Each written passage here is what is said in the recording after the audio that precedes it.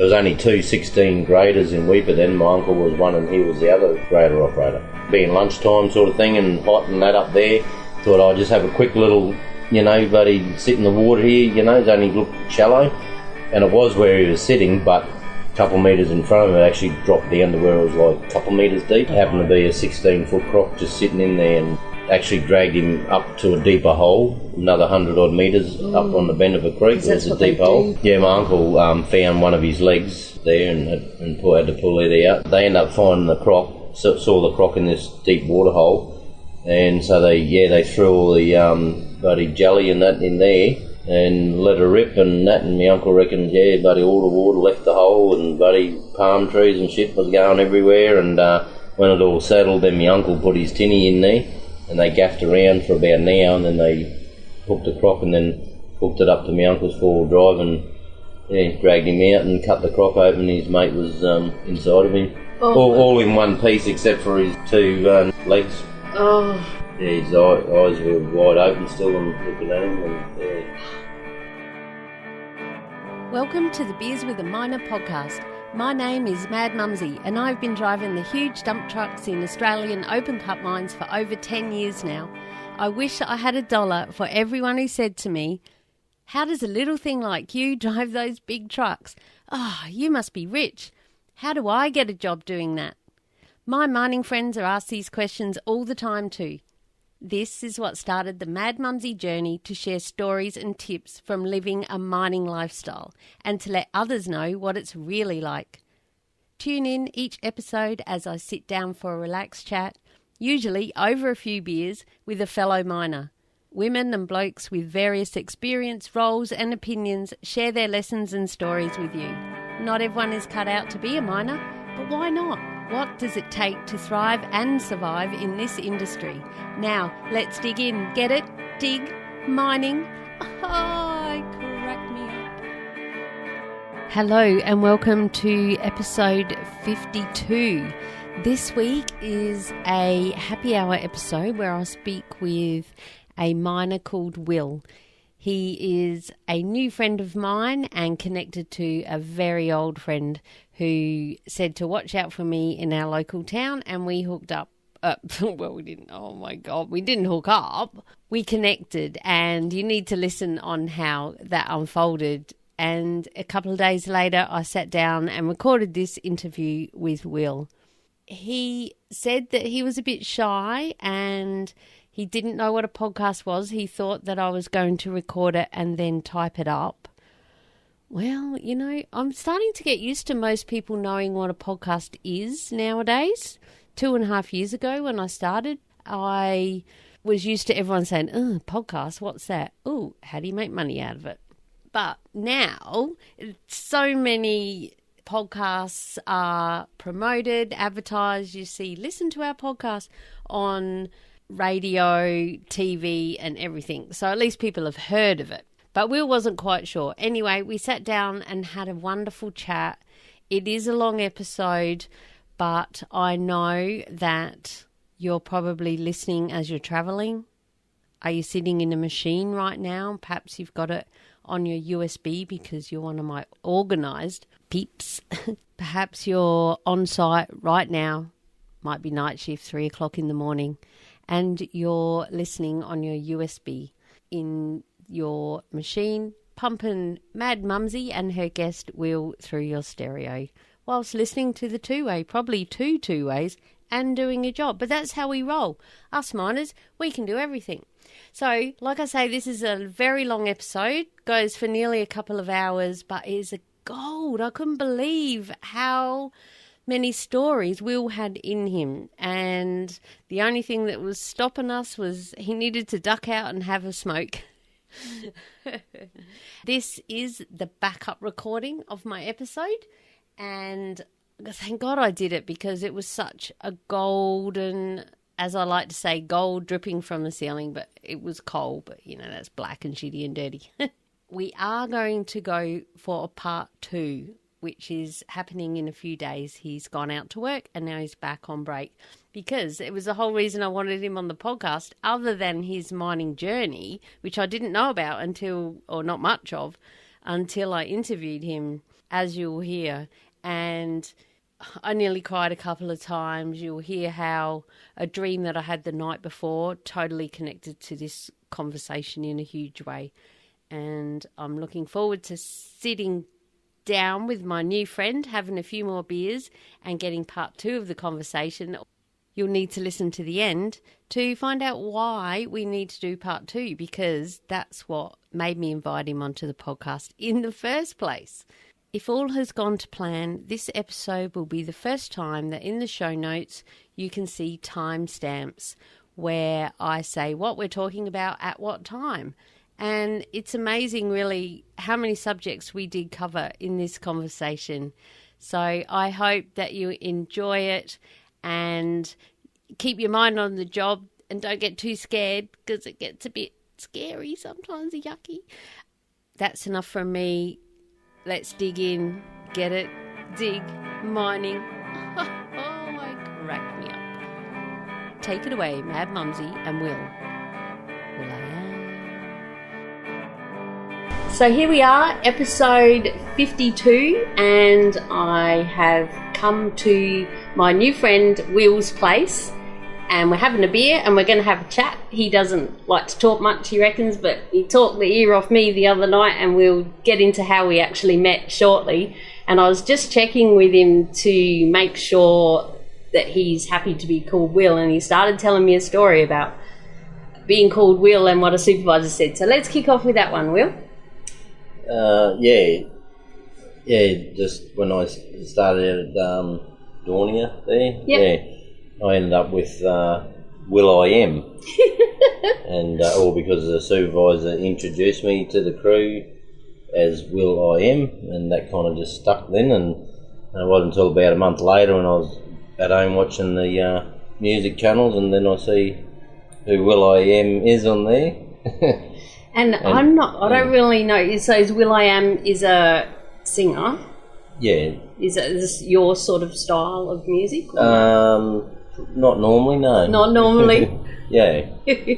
That's right. So how did the crew take it? They took it on board and called it and he's dark and I'm white. Oh, right. Oh, okay. Yeah. It's like, oh, yep. Over America or somewhere like that. No, I had a bit of a laugh about it then. But it just everyone just called me that then. Copy Will I Am. Yeah, that's funny. Yeah. And it's funny with nicknames. I'll just say this. I don't think I've mentioned this on the podcast before.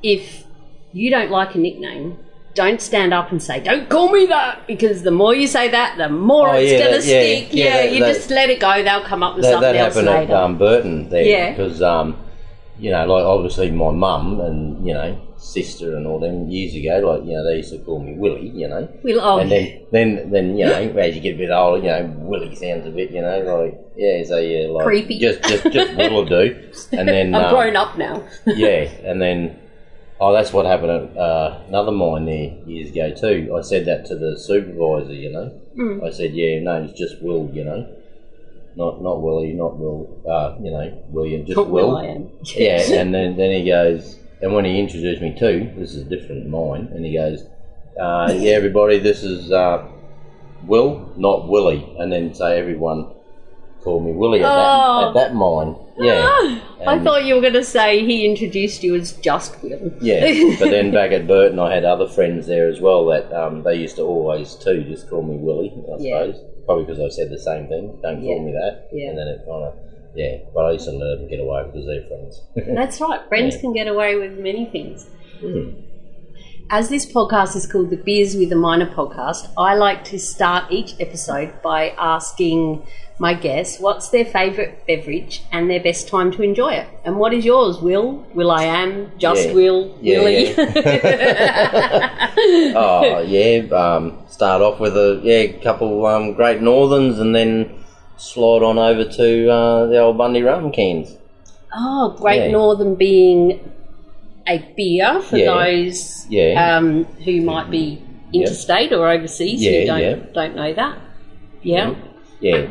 The beer from up here, North Queensland. That's right, but it's not actually, is it? Isn't it made in Castlemaine down in Brazil or something? I don't know, they just say the beer from up here. So they have really good advertising. When I'm out in my boat, I'll do little videos and stuff too, and I'll always have the beer out there in the video and that too. And I'll put that on there too. The beer from up here. The beer from up here. Yeah. Oh, that's cool. See, look at you. You said you were shy making videos. Yeah. Oh well. Yeah. I've just come out of the closet. Yeah, not long ago. Yeah. Oh, righto. No, not that closet. No, not the other closet. Not that there's anything wrong with that closet. No, each their own. Eh? Yeah, absolutely. Do you drink the heavy Great Northern, or they have a mid-strength, don't they, or a light? They got the. I just drink the standard one. The real one. Yeah, the real one. Yeah. The original. Well, it's the heavy one of them. Yeah. Yeah, but you have got the lighter one, but yeah, no, it's the heavy one. I've had a couple of those, and it knocks me. Like, actually, for my listener, when I first arrived here, I packed my 4X Gold cans in. Yeah. My listeners know that's my beverage of choice. Yeah. And Will here had a Great Northern out ready for me. I was like, oh, thank you. I brought my own. We wouldn't have got a podcast done if I had a heavy beer. Yeah, that's what I was going to say. We all know women can't handle the Oh, no. Right, that's it. Right. Get me another one. Yeah. No, I'm good. And then you go on to rum and Coke, was it? Yeah. Yep. Just the cans mainly, yeah. Pre-mixed. Pre-mixed? Mm. Yep. And do you pour it out of the can into a glass with ice, or do you just spill it out of the can? Straight out of the can. So you just swap No cans. mucking around. That takes too much time and effort. It does, doesn't it? Yeah. And it's noisy. I've interviewed people who drink that. And it's very hard because you hear the tinkling of the ice. Oh, occasionally I'll grab a bottle of rum and just for backup and that, and then mix them in. But I just rather grab a carton and that's it. Put them in the esky and job done. Happy days. No mucking around. No. More time for storytelling. Look at you go. You're a natural at this now. All right, speaking of storytelling, what a good segue. Let's get into your mining journey. Or before we do that, let's talk about how we actually met, which was, 2 days ago? Yeah. Yeah, at the Kalen Fishing Classic. Yes, yeah. Big fishing competition in our area. Yeah, but I do... I work with another fella that mentioned your name and said that he knew you and lived over my way when I told him where I was from, and so I said, oh yeah, right, I'll endeavour to try and catch up with her one of these days, and then we're at the fish comp and we're on the bus, courtesy bus. I did the sensible thing and bought the courtesy bus there. As did I. Because especially if you're working in mining and or same as a lot of jobs, you can't afford to do your licence and that, and so we did the right thing, and then seeing you get on the bus, and I thought, I think that might be her. Yeah, and so I'm sitting on the bus, and I knew the bus driver because she was a local, so we were having a bit of a catch up, and then this random dude across the aisle look at this clown, look at this weirdo, axe-murderer type looking. No. He said, oh, what did you say? I think I know you. Yeah. I've heard... I said your name wouldn't be Liam by any chance.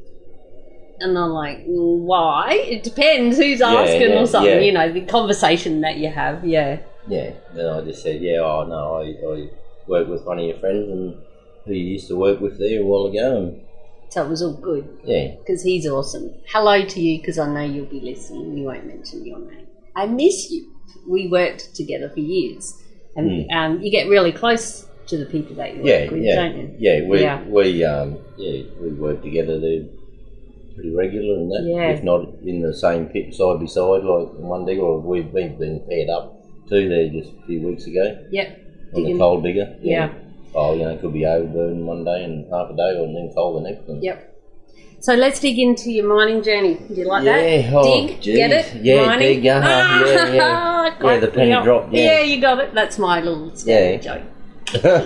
I think I'm funny. Yeah, righto. Let's go back. A while ago now, about 25 years ago, I suppose. I was about 22 and a half, I think. Then when I got in started mining with. Back them days they were called Comalco, which they're now Rio Tinto. Right. Yeah. Did they used to be Comalco? Yeah. Yep. Right. Yeah. And I'd already lived life before then. I did various jobs, ringing and everything, and concrete and all that. But then I eventually got up to Weipa there when I was about 20 22. Oh, I went up there when I was 18, but then I worked up there for a few years with contractors. Did every job in Weipa there was to do, and that's as far as wrecking yard, pulling parts off cars, changing tyres. I was driving, the company I worked with, they had taxis as well, so then I used to drive taxis like in the evenings and weekends and that for sideline job, like a bit of extra money and that. And I worked at the airport doing the baggage handling and actually plugging into the plane there with the headphones and talking to the pilots and all that, tell them that, like, the chocks are in, they can release the brakes and all that, And so, I did pretty much, and worked at the wharf in Weipa, delivered all the furniture, mail to the post office, everything. Delivered furniture all the houses there.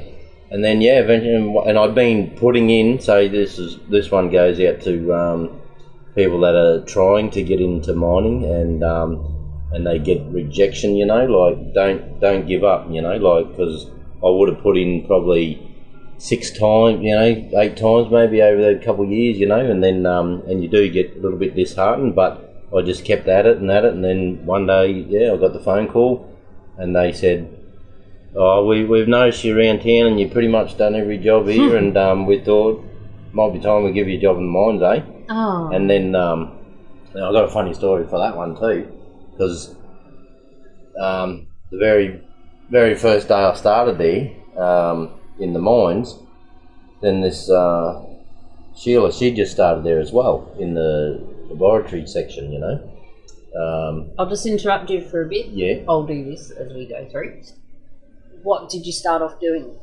In mining? When you first started. When I first started there, I was actually like fixed plant operator in the kaolin section there. It's like a clay they mine there. It was just a little side product thing there that Camalco got into, but they were mainly bauxite.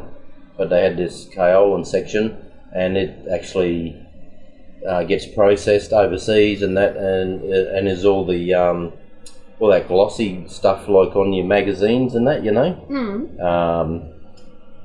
Playboy. Oh no, did I say that? Better Homes and Gardens. Those ones, that glossy look on their magazines. That's what they make that out of. Oh, so that goes over the top of the paper. Yeah, in the process. Yeah, it's for the paper coating industry. Yeah, That's where I started off, and I was a fixed plant operator. But then, because actually, like about 5 k's away from the processing plant is actually where the start of it is at the classification plant, is where they mine it. Oh, well, the scrapers mined it, which I ended up doing that later on. But they mine it and build great big stockpiles there for us, and then they need a loader there, see, and then because I'd already had loader experience from working in civil before I started mining, then when they were short a loader, I got the job out there pretty quick on the loader. Oh, right. Yeah. And what loader was it? It was a Komatsu WA800. Right. Yeah. And, well, they only had that one for a little while, and it was sort of on its way out. And they actually flew me and another 5 other operators down on a little 6-seater Cessna down from Weipa to Cape, to Cape Flattery on the east coast, where they got an operation there, silica sand mine, and they had. This is when the first stick steer loaders come out with no steering wheels. So I was part of that crew. Isn't that funny? Because I learned in a steering wheel loader, and then I got in one that didn't. Well, I'd done it. Over the grader, you're like, where's the fucking steering wheel? How am I meant to drive this? Yeah, well, I've done the M's and all that too, but years after, well, that's when I drove my first grader up at Weipa there as well, 16G, never been on a grader in my life, 16G, same as a scraper, 657 twin engine, They're weird scrapers. Yeah, I've done that quite a lot over the years as well, different I jobs. had to load a scraper once with a loader. Yeah. Done that and been loaded by excavators and everything, Oh, true. Yeah, all different sort of jobs and that over the years. But, so getting back to the story about when I... the girl first in the laboratory, Well, what happened, right, I was still working for this contractor, out of the airport and all the other jobs around town, but I was in the process of starting in the mines, you know, like I only had another like few days until I was going to start there. But I was working out at the airport, and this girl's flown in on the airport, on the plane, and she's like noticed me like out there on the airstrip, you know, like probably my good looks or something. I don't know. Like, I'm sure it was. Yeah. Anyway, and then a couple of days later, I actually rock up at her place in a truck with her container on the back. So, because I said that's what I did everything, you know, unloaded furniture. I did in '91 there when before I started with Comalco, I actually packed up. They had a big chop there, and I had to pack up. Like I did pack. They had a big what? A big like, chop. You know, like what's that? Got rid of all the dead wood. Chop. Oh, right. Yeah, got they sacked a lot of people, and I was there at that time, and they just got a new manager in where he didn't know anyone, and just a lot of staffies, you know, and just went boom, boom, boom. Yeah, people were at work, and they just come in the office and said, "Oh, we've got a taxi for you outside. Don't worry about packing up any gear. Just jump in the taxi and we'll send you stuff." Doesn't it suck? Yeah, and then so I did house removals for like the next 3 months, and it was pretty sad then because we were going around to these people and packing them up, and like you got to write on the boxes and that, like, you know, the address where they're going to and all this, and we go, oh, what will we?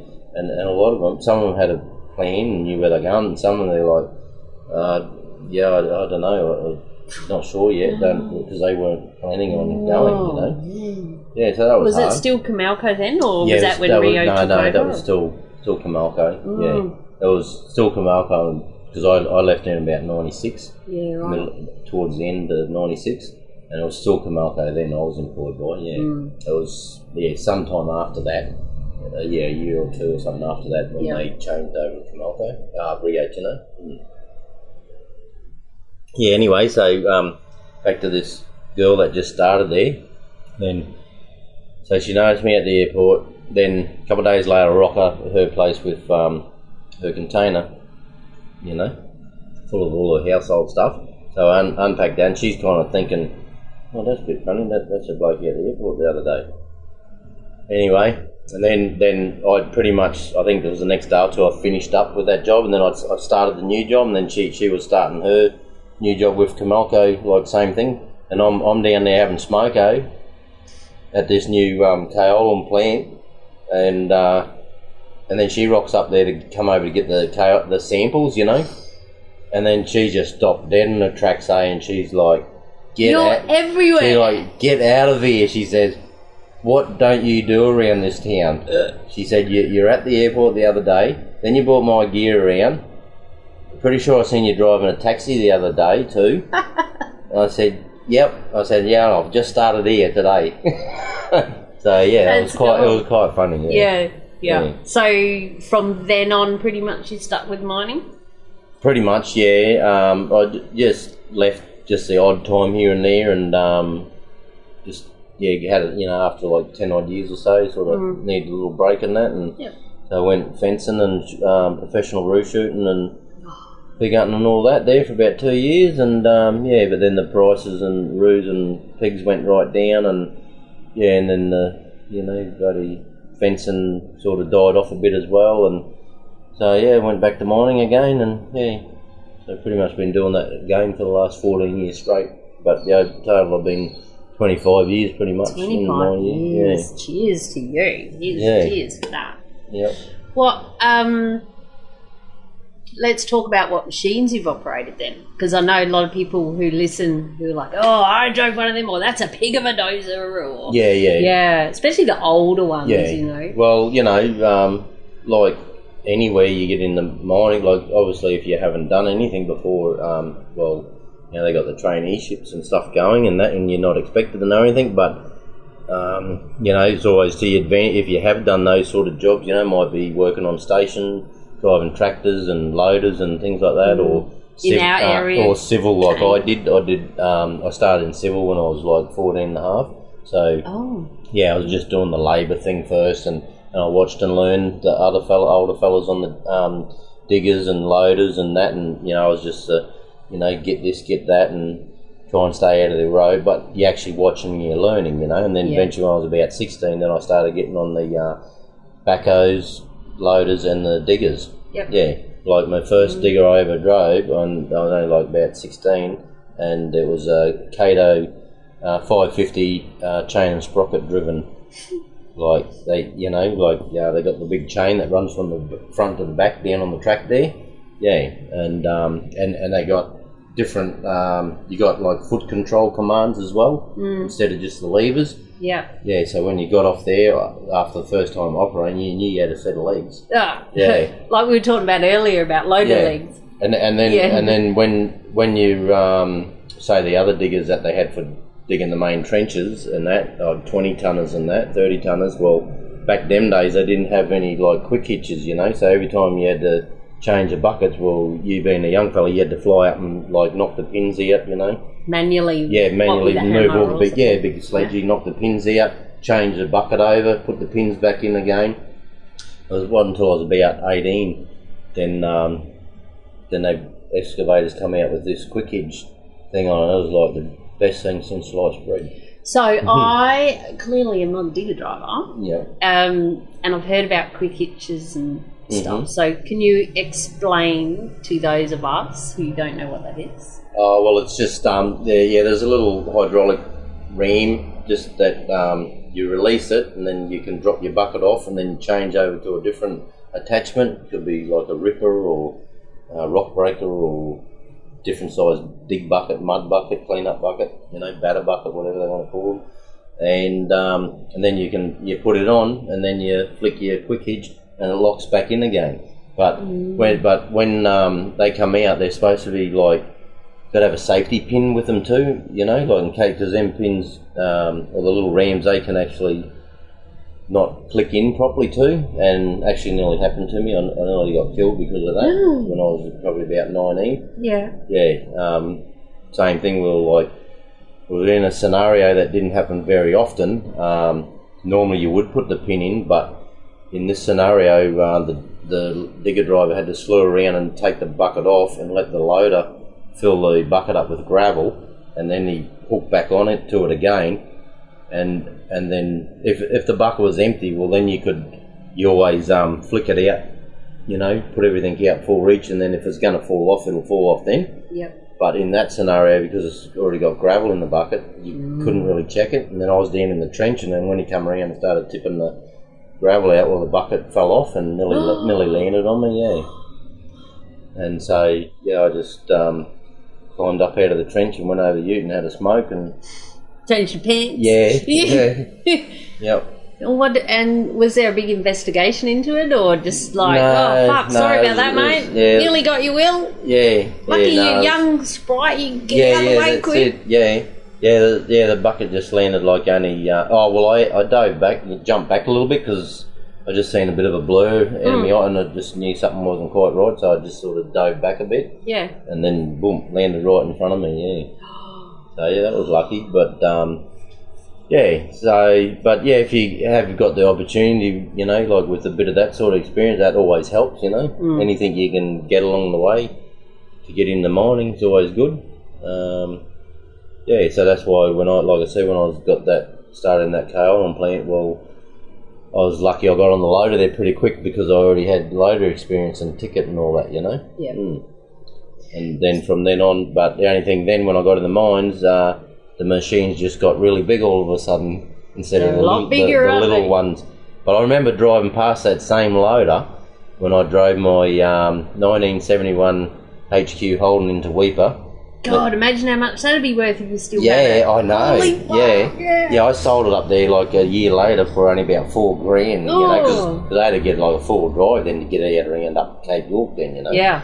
And but me and the missus drove up there with everything we owned in the back seat and the boot, and I even had to when we got up to the Palmer River there. There's the Palmer River Roadhouse and the range and that there before you drop down to Lakeland Downs there. And the road was still gravel back in them days, all bitumen now. And there's big bundy sticking out of the road everywhere, and it's corrugated and that. And I had whiteys on because my HQ was stock standard when I bought it, and and still had like the visor and bug catcher on at the front and all that. And, cool granddad car. Yeah. But I took all that off and put the big old Holden sticker up there and put mags on her. And what colour was it? it was metallic gold. Oh, yes. Yeah. And then I put black spoiler on the back and that. So yeah. But then the problem with that was because of the road, the weight in the car and the road conditions. The tyres were scrubbing on the wheel guards at the back. So you had all shit chopping me tyres a bit. So I had to end up taking the 2 spare tyres out of the boot, and I had to put them up the front of the car up on top, and I didn't have any roof racks, so I just put them on pillows, and I run a rope in through the doors, the windows and that, to keep the tyres on. And the road, and our plan was to go to Cooktown and then up to Weipa and that, but then with the road conditions like that, we said, better not worry about going to Cooktown, we better just keep on poking up to Weipa, and we're doing about 50 k's all the way up there. And we're actually driving in the table drain instead of the road, because the drains were actually smoother than what the roads were. Because of the corrugation. Yeah. I went up there. Did you have any kids then? No. How many kids you got now? Just the two we had. Yeah. 2 boys. Yeah. Yeah, no, we rocked into Weipa with the HQ and everything we owned in the back seat, and we left there, about 7 years later or whatever, 2 kids and a sea container full of shit, and yeah. Like, I'd been there 7 years at that point. I did 3 years with contractors around town work and stuff, and then 4 years with Camalco. Which included the kaolin plant, processing plant, loader operator. Then I internally transferred over to the scrapers, and then into the bauxite side of things as well. Yeah, and then they were actually cutting back then and offered voluntary redundancies, and which I put in for and kept getting rejected about 3 times. Because you were too valuable? Oh, well, yeah, because they were just having a bit of a cutback again, and same thing, but they reckon they would like me to stay. But I saw it as an opportunity to, get a bit of a redundancy and pay it, and then like a deposit for a house and that, and and then after being there for 7 years, thought, time to move on and that. And it's hot up there. Yeah. Hot and humid and... Yeah, so I went down to, I went to Charters Towers just briefly. Sorry, I'll just interrupt. For those that may not know, Weipa is right at the top of Australia, on the right of Darwin, kind of? That's right. No, it's in, no, it's the top of, sort of up in it's in the Gulf of Queensland. Yes, it's in Queensland. Nearly up the tip there, you'd say, but it's still a fair bit of a swim, Yeah. But with the sharks and crocs chasing you, you get there a bit quicker. Yeah, true. Actually, maybe that's what I had a dream about crocodiles last night. That might be why. Because I got a few stories about them too, don't you? Oh God, I bet you do. From living up Weipa for that long. Yeah. Tell us one then. A short one. Oh well, like when I first got to Weipa there, and then every evening after work I went fishing at the same spot for about 5 days in a row, and then I used to see this a fair sized croc. He's probably about 14 foot, and he used to swim down the middle of the creek, just like about half hour before dark. And then on about the 5th day, I was looking for him. You could set your watch to him, Yep.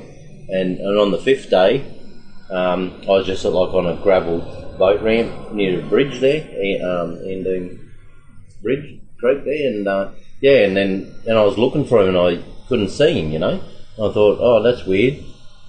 And then I looked down in the water and he was right down in front of me, only about 2 foot under the water, looking up at me. Looking at you. Yep. Yeah, that put the wind up me, that did.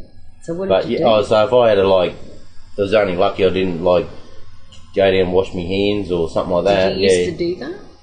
I was, I always was a bit dubious because I knew the story about my uncle, because his mate got eaten up in Weipa there in 74.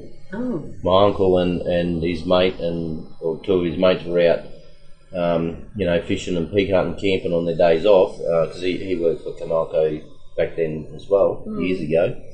That was in about, 74 it was, and and then my uncle and his mate went fishing, and the other mate said, "Oh, I'm going to stay here and go for a bit of a pig hunt." So when they come back from fishing that Arby, then he hadn't come back, so they end up going out looking for him after dark, and they found his car, but obviously it's too dark to keep searching. But first daylight they went looking, went down a little creek there, and then they found his clothes and gun leaning up beside a tree there, and they could see what happened. He'd went for a swim, and it was only like a freshwater creek there, and wasn't real wide, wasn't real deep. Well, there was a little bit of a hole there, but it had water lilies and things like that, but it was only pools and that, and there was a bit of a cattle crossing there and that, and it was just unlucky this croc was sitting in there, be sweating on a beast or a pig, and he just come along, and and he was due to leave Weipa and go back to Western Australia in 2 weeks' time, and there was only 2 16 graders in Weipa then. My uncle was one, and he was the other grader operator. And then, and just unfortunately, he went in there and thought, because he, being lunchtime sort of thing and hot and that up there, thought I'll just have a quick little, buddy, sit in the water here, it's only looked shallow. And it was where he was sitting, but a couple of metres in front of him, it actually dropped down to where it was like a couple of metres deep. And enough for a croc happened to be a 16-foot croc just sitting in there. And, so they end up going back in town and telling the police what happened, and then they come out there, and Camalco was actually, they used to have explosives on site back in them days, but they were getting away from that, and they had a few cases left that they give to the police and said, "Oh, you can, use these if you want," because where it actually took him there, but it actually dragged him up to a deeper hole, another 100 odd metres up on the bend of a creek. It was a deep hole. Don't they? They hide him, and so they, my uncle found one of his legs, there, and had to pull it out, and then and they ended up finding the croc. Saw the croc in this deep water hole, and so they threw all the bloody jelly and that in there, and let her rip and that, and my uncle reckons, buddy, all the water left the hole, and buddy, palm trees and shit was going everywhere, and when it all settled, then my uncle put his tinny in there, and they gaffed around for about an hour, and then they hooked the croc, and then hooked it up to my uncle's four-wheel drive, and dragged him out and cut the croc open. His mate was inside of him, all in one piece except for his 2 knees, legs. And they cut him open, and his eyes were wide open still, and looking at him, and after that, can I have my other beer? Please. So that's just one story, like me, and that's why I was a little bit, I knew that story. Did the croc die with the explosives? The shock just killed it straight away. Yeah, right. But like I said, I hadn't seen my uncle since I was probably about 10 year old, because I'd only been up Weipa not long, and I hadn't met up with him yet. Yeah. Because he was off prospecting, So I was a little bit dubious, but after I met my uncle, then he actually took me out and showed me that spot where it all happened, and then educated me on crocs and stuff like that, and then I was a lot more wary after that. So do you think that he would have thought, like you said, the cattle were going through and that it was just a puddle and there wouldn't be crocs in there?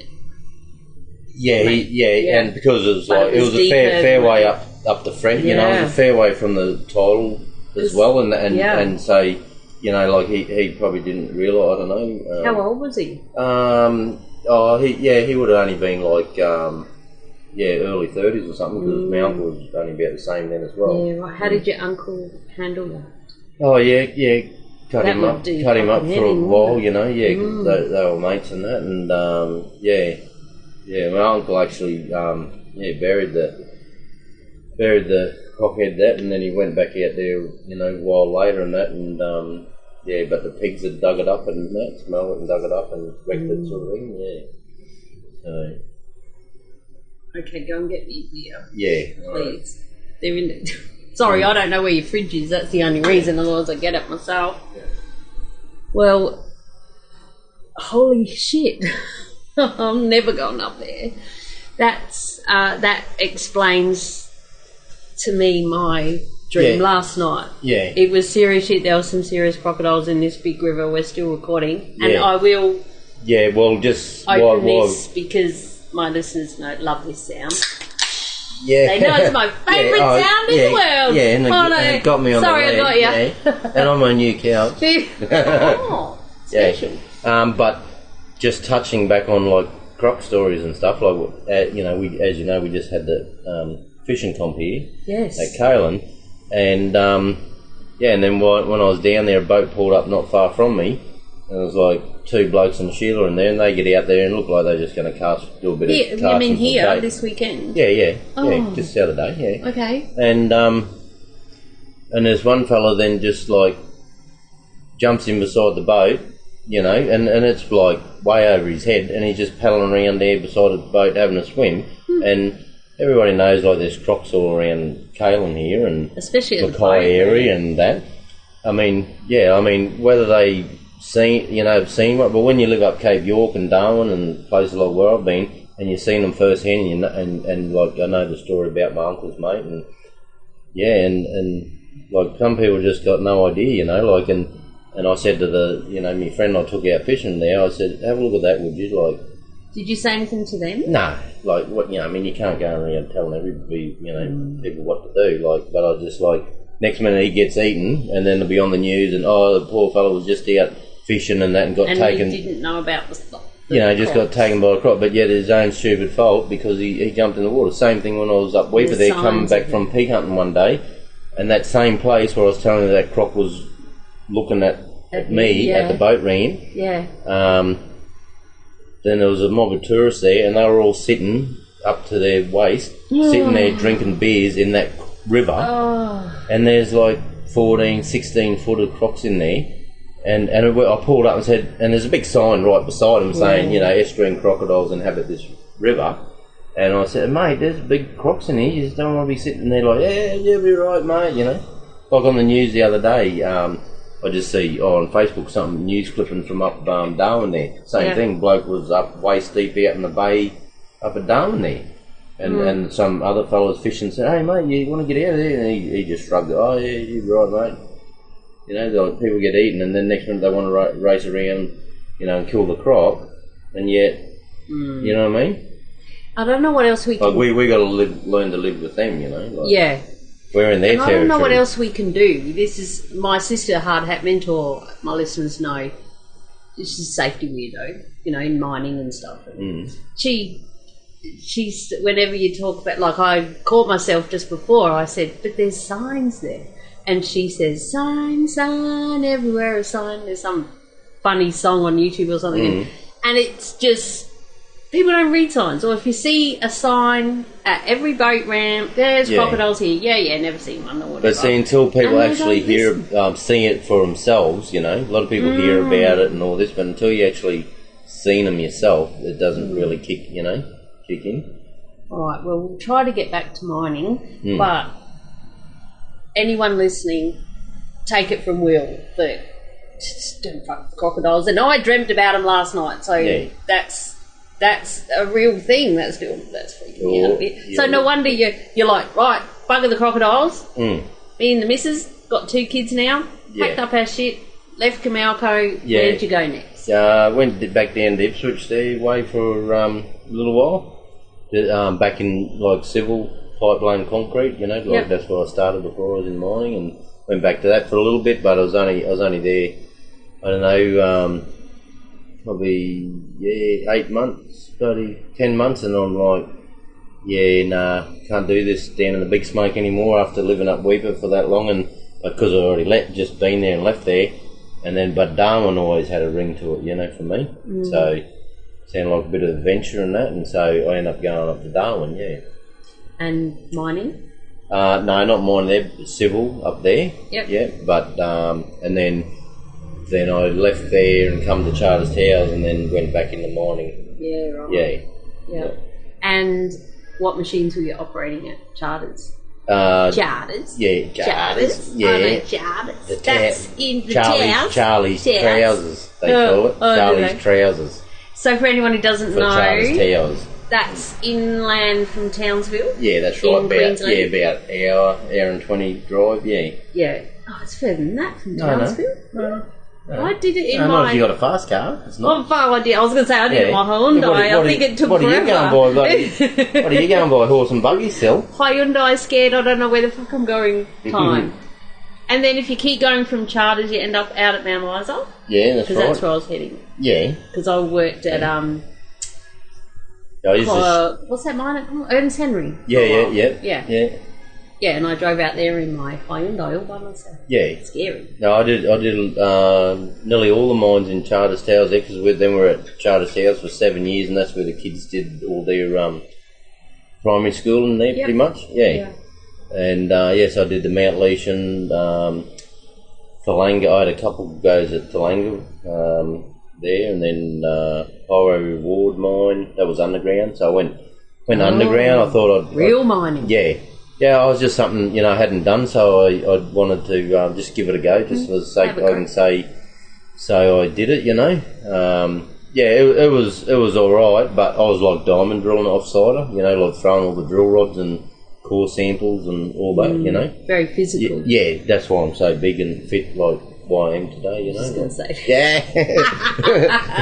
Yeah, but no, it's handy. Clearly you're not in underground now. No. But I still keep doing my exercise and keep in shape. Yeah, you do. Yeah, but it's handy, quite handy when you work underground and that, yeah. Like, because when you die, like you already know your way around. You're planning on going to the other good place, the bad place. Yeah. Have you ever seen that show on Netflix, The Good Place? Oh my God. That's what they told me when I started underground. These other lads there have been doing it forever and day. They said that to me. And I was like, I don't know where they're going with this. They said, "Oh, it's handy work underground, mate." And I'm like, "Yeah, why?" And they're like, because when you die, like then you already know your way around. I'm like, oh you used the tunnels and shit. Yeah. Oh, when you get put in the hole, you already at home. Yeah, I know. Oh, yeah, I've been here before. Used to I'm like, oh, these fellas got a sense of humour. How long did you stay underground? It wasn't long. Yeah, it was only a few months, but that was mainly sunshine. That was only mainly that was one reason. I like to see the trees and the birds and stuff and that, and the other reason, but the fellow I was working for, he wasn't a real good payer and that, so I sort of got out while I could, and luckily I did, because then I'd only just left a week or so, and then the mine flooded. Oh. Yeah, because the portal was that's the opening, entrance to the underground. Yeah, the scary bit. Well, originally when they did the original open cut there, then at the bottom of that, then they went underground, then they put a portal in there, but then they had to blank that one out, like put a big concrete plug in there, as they do. Like there's people that just go around to all mines, and they specialise in putting that concrete plug in, like old portholes. Yeah. And they put a new porthole in higher up, so that old porthole then is down at the bottom of the old open cut, and then there's a heap of water in there now. Now it's just like a big dam, And then even when I first started there, the first day I started there, and we're driving down in the entrance there, and then we go down to this level, and then they point out, and you can see the back of this concrete plug. There's all water oozing in around it and stuff. And then I'm thinking about all the water that's up above you, and thinking, well, that's not good. And seeing that's what happened. But what they do when they build these plugs, they have like a 150 mil stainless steel pipe that goes through the centre of this plug, and on the outside, that's going to be underwater, they have like valves and that on there as well. But they're all like supposed to be stainless steel. But what happened was one of them fittings was only say like galvanised fitting or something like that, and it corroded away because the water's acidic, and it rusted, and then the whole lot fell off, and then they couldn't stop the water. See. Yeah. So they got everyone out? Oh, yeah. It was like so it flooded, but there was still enough time for everyone to get out, but not not all the equipment, you know, not right, the style, especially the drill that I was working with, because you just don't pack them up and move them real quick, you know. It's all right, like a underground loader, bogger, and that, or the trucks they can just like drive it head out, you know. Yeah. So were you in development or the long haul? Look at me, no. Yeah, proud. we were still doing the the exploration, like, you know, and they were trying to see where the ore's going and that. Because that was gold mine. So it was gold, isn't it, mainly? It was copper and gold. Yeah. Yeah. Yep. See, where I first started in mining was a gold mine, but we had, from what I understand, there was a shitload more copper there than gold, but the shareholders liked that it was a gold mine. Yeah. Yep. Because they always go together, don't they? Copper and gold. Normally. Yeah, pretty much. Yeah. Pretty much. We'll get into gold further down the track when we start talking about Plan B. Yeah, that's it. Yes. Yeah. So you got out of the underground. Then what'd you do? Then you were in Charters Tower. So what happened after that? Yeah. So then I went back. I went to. Hang on, sorry. Ravenswood. Can I interrupt? I'm going to... You've been doing it all day, I know, so right, I don't see why Neil's any different. Yeah, but okay. That's how I roll. Yeah. Mount Leasham, I know some people that work there. Yeah, that was gold mine. Yeah. That closed, didn't it? It did. It did, yeah. That's when I got out because I was still working there, but then I, like I said, I just wanted to go do something different for a little bit, you know, because by that time I'd sort of had 10 years, you know, nearly mining and that. So I just wanted to get out and something I always wanted to do back from my ringing days and that. I just wanted to do professional roo shooting and pig hunting and stuff. I'd done pig hunting and that. Like up Weipa, I shot and killed dogs and knives and everything. I shot more pigs and I got my big trophy up there, as you can see. I saw that up there. 1994, I won the Weipa annual pig hunt for the biggest tusk. That's them set there. And yet, let's see that set here. That's one's my uncle got about 40 years ago up in the Gulf there, and they're like, I've never, all the pigs I shot up Weipa, I've never seen a set like that, you know. Wow. Yeah, they were huge, but them ones still won me the pig hunt in '94 there. I went in five of the Weipa pig hunt. I got coolers kicking around here somewhere. They got the Weipa. See, I can't. The thing with me, my ex, when I met him, early days, same as you, we were together 22 years in 17 when we met and stuff. And he went and did a bit of roo shooting up Cooper Petey way. Yeah, right. And for a bit. And you shoot the roos, right? Yeah. And when people go pig hunting, I thought, well, they just go and shoot the pigs. But they don't. You get the dogs to drag them down, and then what do you have to go and stab it? You can't. Yeah, you can. It's disgusting. I hate it. I can't deal. Yeah. It depends on what you're doing. We don't have to go too long into this because we've got a big story to tell. But it just depends on what you're doing, you know. But when you're because I was doing it for a living, up Weipa I used to just shoot them, you know, and that. Because there's so many. Yeah. Well, I only got into the. I used to always just shoot them originally. Okay. And then. No dogs, no nothing, just out on my own, my old faithful bloody, first I had an old 308, you know, then I retired it, then I retired it and got a lever action 3030 Winchester, and and that's all I did really, and then one day this bloke lived up the road from me, was riding the dogs and knives, you know, so he lost his dog, one of his dogs, out on a trip. So then he was heading back out there to look for it. So he just knew I was into. I didn't know him really, but he sort of knew that I'd heard that I was into pig hunting and stuff. So he just come down and introduced himself and asked me if I'd like to go for a run with him, just for another set of eyes to help find his dog. And and that's how I kind of got into the dogs and knives then, you know. Yeah. Because the dogs get hot and then they run into the creek, don't they, to try and cool off. They get eaten up in winter. Yeah, that does happen a bit. Yeah, I reckon. Yeah, yeah, and that nearly happened to my dog I had up there. We were pig hunting there, and there was a swamp not far from us, and my dog, he ran down there like just to grab a drink, and then and as I come out through the bush there, I seen a ripple out in the middle of the lagoon there, and then I could see a line of bubbles heading straight for my dog who was on the edge having a drink, and that's the croc walking along the bottom, and he's disturbing the bottom, and you get that line of bubbles. Yeah, so I had to like call him and make out as if we're going after a pig and that to get him away from the water. Yeah. And did he get away? Yeah. But it does happen. It can happen. Like if I hadn't have seen those that little bit of a ripple there, because I thought, did I just see something then there in the middle or not? You know, and then I seen that line of bubbles, and I knew. Yeah. And you know what to look for. That's right. Yeah. Well, because my uncle, like I said, because he'd give me all the rundown on lessons. Yeah, that's right. Yeah.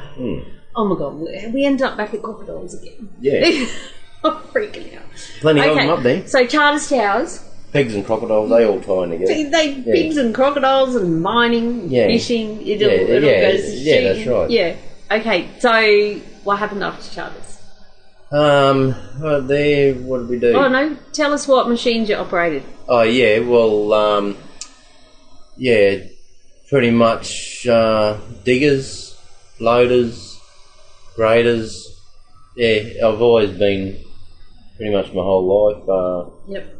Yeah, from when I got to when I just started with Camalco there at Weipa, I'd only had like the civil, machinery like backhoes, loaders, and excavators, smaller ones. Yeah, and then when I got in the mining, then I got on the graders there when I was on the scrapers. Yep. Because you always got to have a grader going around doing your circuits and that. And we got the grader that had a bent mould board because it got run over by a haul truck. A year or so earlier, he was grading the main haul road, and one of the big 150-ton belly dumpers was driving down and run over his blade, and so I had a little bit of a slight bend in it, and that. So they give that to us, the scraper. So just ran over the blade, so didn't get the cab. Well, mate, you must have had you had it sticking out just a little bit, and then old mate come along probably on night shift and. Oops. Yeah.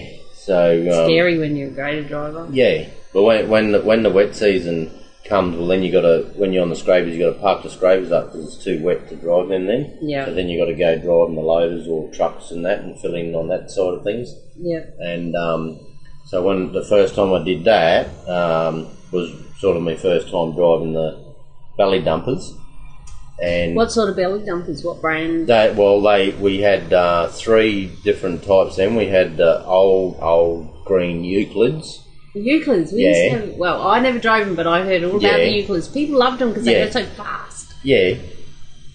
Then you had the Cat. They were like about, I think they were like a 785 equivalent, Yeah. Same tractor sort of, truck, same as you got here, but then instead of you got your tray, which is fixed to your truck, then you got the articulate, you got your belly dumper on the back, and then and you drop your load underneath you. You got doors open up, under your bomb doors, and they open up, and as you drive over a bridge and drop your load down under top of the feeders. Yeah. But my first sort of experience there with people clowning around and that, which goes on a lot. And me being the baby sort of, so to speak, up there then. I swapped his hot seating on night shift, and he was finishing day shift, so he jumped out. I met him down on the ground. I said, "Oh yeah, all good, mate. Yeah, no worries, mate." And then so I climbed up the steps, and then I looked around just before I opened the door on the cab, and the troopy was sort of hanging back a bit, and I was wondering what are they waiting for, Anyway, so then I just reached hold of the door and ripped it open. Well, next minute this bloody air horn, which back in them days they used to sit on top of just above the roof, right head height, Yeah. Just when you get in the cab. I ripped the door open. Next minute the air horn went off. Well, I nearly fell over the bloody rails because I just literally shit myself. I didn't know what was going on. So what was going on? Well, because he was clowning around and they set me up. He tied Well, as you know, like you've been around a while, you got the old paper toweling raw, the blue raw paper toweling. Oh, the old blue paper towel. He made a bit of a rope out of that and tied. It's so strong that. Because back then the air horns, your horns was your chain, like the truckies, you know, the old you know. No. Yeah, you got the chain like the chain that he's holding his hand up like you pull it. Like if you're in a steam train and you go choo choo. Yeah, that's right. Well, that's the horns that trucks had back then. On the steering wheel. No, they weren't on the steering wheel. They had you are old. They just. You've been mining a long time. They just had the air horns, you know. Yeah. And okay. So he's made a rope out of this root paper toweling. And it's pretty strong shit, eh? It is. Very. Yeah, so he's tied it on the chain, and then he's like tied it on the door, just enough so he could get his hands in there and tie it to the door. See, and then when I opened the door, well, then it's pulled the chain air horn, which was at my head height. Oh my god! And went off, and I didn't know what was going on. It would have stayed on. It just until I end up like pushing the door, and then I look around there, just all rolling around laughing, you know, like. Yeah. It's funny, isn't it? Bloody there's a section in the things now. When you get them, no horseplay. Well, no horseplay. There is. Well, it's an actual procedure. No horseplay. Well, that's what used to happen back. Someone's going to lose an eye. Yeah. I mean, I saw the funny side. That's come up a lot in. I saw the funny side of it a little bit later, but just at that point in time, being young and new and all that, and didn't really know what the hell happened. Well, the trucks nowadays, a lot of them have a door alarm. So when you open the door, the horn goes off. Brr, brr, brr. Like if you haven't got your park brake on, or whatever, if you're not parked up correctly and you open the door, brr, brr, and everyone at the crib hut knows you've fucked up somehow because you've done something wrong on the go line. But I've driven a few machines and the horn gets stuck on. But back them days, you know, they used to actually, give you wet weather training and all that, but they kind of like had to up there because you'd have 3-4 months of wet weather. Did they keep operating? You operate all the time, but when you're only new and young and that like I was, and like they give you actual training, you know, they put me through wet weather training up there and wet up a big area and that, and I had to get this bloody 150 ton haul truck thing, like belly dumper, and get it into a slide, but I was only going like a real little bit, and then the trainer says, upper mate, upper, they're full lock, and you can nearly touch the trailer out through your window.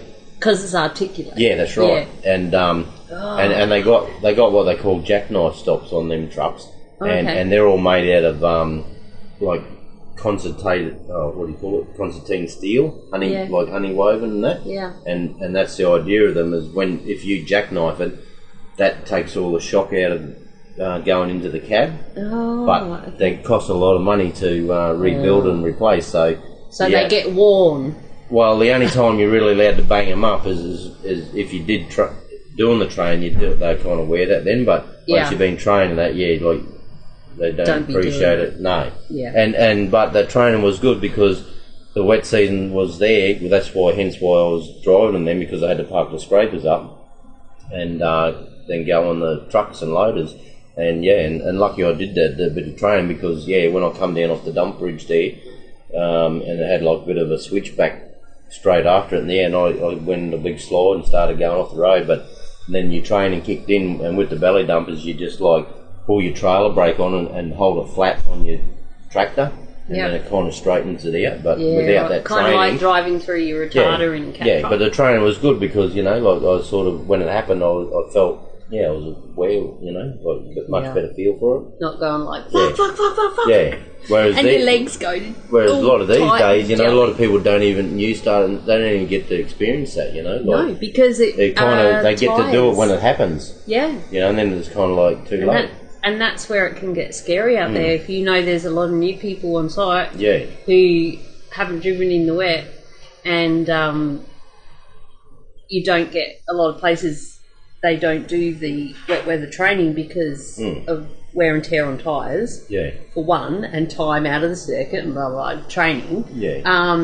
But I find the scariest part, other than, if you're the one going sideways down the ramp or around the corner or something, is if you're the one loaded going up the ramp and there's a truck coming at you that's fucking losing their shit. You're like, oh, just stop here, and then you can get stuck on the ramp because they're going, and you've got to make these split decisions because sometimes, especially here in Queensland, the rain just comes like that. Yeah, I can tell you a few stories about that too, but we might leave that for another day. We might. We're going to be here all day. I am on my last beer, so we might move on. Yeah. We might move on. So after Charter Stouts, you got away from crocodiles. Yeah. Where'd you go? Yeah, well, I went to Ravenswood Gold Mine as well. Same thing there, just driving like trucks, diggers, graders, the whole box and dice. Then we left there and went down to Norwich Park there about 14 years ago. Oh, yeah, it's close. So we moved from Charter Stouts to Claremont, and we're only just renting there, but just to sort of we're just sussing things out and that, and then we had a bit of a look over here on the coast, and then we ended up buying over here because, like, even though like myself and my ex-partner there, like we lived up Weipa and on the beach and all that all them years, but the kids really didn't experience that because they were only babies when we left Weipa, you know, and so that's why we come to Caelan here, about then, so give the kids a bit of a go on the beach for a change, and then so then I was at Norwich Park for a little bit, and then I went to 2005. I started with These at Burton Downs. I did 7 years there with them. I did 5 first off, and then I left and went down to Miles at that new Canby Downs coal mine. Okay. Because I had a property down there, and it was only like 20 minutes from property to the job. So and it used to be quite funny because when I used to work at Burton and after night shift, and I used to take me 7.5 hours to drive to Miles, and which I used to do that. It was a bit touch and go at times, might have to pull up and have a little nap here and there. Good idea. And then sometimes when I was working at Canby Downs and I was only 20 minutes from home, and after night shift, I was flat out making it home. It's 20 minutes! Yeah. Well, your fatigue can kick in at any time, as they say. But when you're fatigued. Yeah, so did 2 years. That was a brand new mine there, so I was part of all that, and I was trainer assessor and all that there as well, as well as all the other equipment. And then I moved back to Mackay and went back to Burton for another 2 years. Yep. Yeah, and then I took a redundancy there then in long service. Yeah. Were you there till the end? Because that closed. Yeah. Oh, well, it was... Yeah, well, they were kind of winding down pretty much then, but it did run for another year or so. Yeah. Just a skeleton crew, But no, I just thought I'd grab me money and run and have a little bit of a time off, and then I went back up to Weipa, did a trip up to Weipa, and went back and did a little bit of prospecting and just fishing and crabbing up there, and it was like 17 years since I'd been up to Weipa at that point. So has it expanded and grown immensely in that time, or not really? They started to the mines are going wider and further afield now, and also the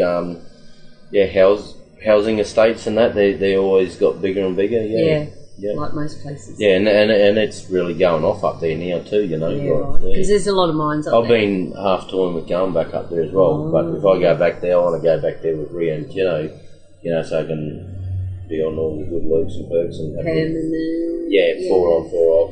I could go up there anytime with contracting, but I've been there, done all that stuff before, over the years and that, and just so one day maybe, I don't know.